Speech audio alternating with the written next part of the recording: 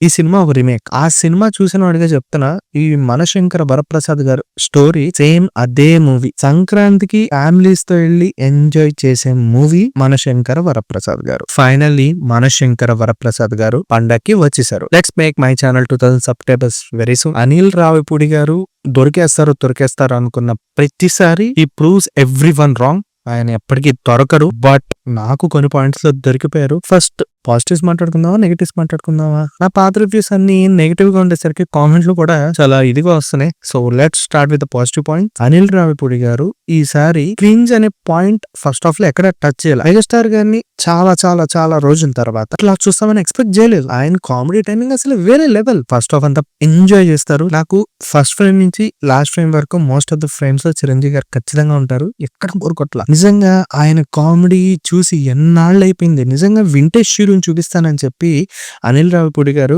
Vintage feeling చూపించారు. కొన్ని old songs అయితే యూజ్ చేశారు ఈ మూవీలో. నిజంగా చాలా చాలా క్లిక్ అయినాయి. ఆయన టీజర్స్ ట్రైలర్స్ అంత గొప్పగా లేకపోయినా ఏదో ఒక చిన్న హోప్ తో మూవీ ప్రీమియర్స్ కి అయితే వెళ్ళిపోయాను నేను. ఇది కూడా డిసప్పాయింట్ చేస్తుంది. సంక్రాంతికి వస్తున్నాను లాగా క్రింజ్ పాయింట్స్ ఎక్కువ తీసుకుని చూపిస్తారు అనుకున్నా.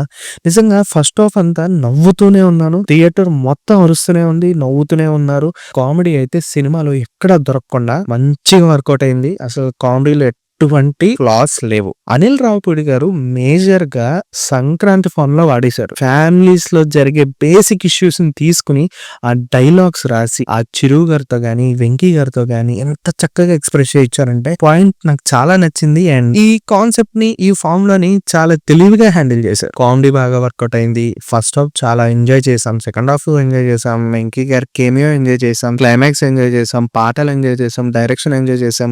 బట్ మరి ఇన్ని చెప్పి నెగటివ్స్ ఏమున్నాయి అనుకుంటున్నారు? నాకు అనిపించిన ఫస్ట్ నెగటివ్ పాయింట్ ఏంటి అంటే, ఈ సినిమా ఒక రీమేక్. ట్రైలర్ చూసినప్పుడే నాకు అనుమానం వచ్చింది. నయనతార గారి సీరియస్ క్యారెక్టరైజేషన్ ఉందంటే ఇదేదో సినిమా నుంచి స్టోరీ తీసుకొచ్చేసారు అనుకున్నా. నేను అనుకున్నట్టయింది. మేబీ ఈ సినిమా చాలా మంది తెలియపోవచ్చు. అజిత్ కుమార్ గారు నయనతార గారి కాంబినేషన్ లో వచ్చిన విశ్వాసం జియో హాట్ స్టార్ లో అయితే స్ట్రీమింగ్ అవుతుంది. అందుకని చెప్పి ఆ సినిమా చూసిన వాడిగా చెప్తున్నా, మనశంకర వరప్రసాద్ గారు స్టోరీ సేమ్ అదే మూవీ స్టోరీ. ఏదో కొన్ని సంక్రాంతి ఫార్ములాస్ యాడ్ చేసి మన తెలుగు వాళ్ళకి అనుగుణంగా ఉండటానికి కొంత స్క్రీన్ ప్లే మార్చారు. ఆడియన్స్ ని టార్గెట్ చేశారు. సెకండ్ హాఫ్ స్టార్ట్ అయింది, క్రింజ్ మోడ్ ఆన్ అయింది. అసలు వెంకీ గారి ఎపిసోడ్స్ హైలైట్ మూవీకి. కానీ ఆయనకి స్పేస్ లేదు, ఇరికిచ్చారు. విలన్ కి స్పేస్ లేదు, ఆయన్ని ఇరికిచ్చారు. ఇలా అందరినీ ఇరికించుకుంటూ ఎపిసోడ్ వైజ్ తీసుకుంటూ వెళ్ళిపోయారు. బేసిక్ గా మూవీ అంతా యాజ్ ఏ మూవీ లవర్ గా నేను యాక్సెప్ట్ చేయలేకపోతున్నాను. విశ్వాసం సినిమా ఎట్లా అయితే ఉందో మనశంకర్ వరప్రసాద్ గారు కూడా అలాగే ఉంది. నాకు నచ్చలేదు స్టోరీ పరంగా. అసలు వెంకీ గారు క్యారెక్టర్ అవసరం లేదు. చిరంజీవి గారు చెప్పారు అని చెప్పి అనిల్ రావిపూడి గారు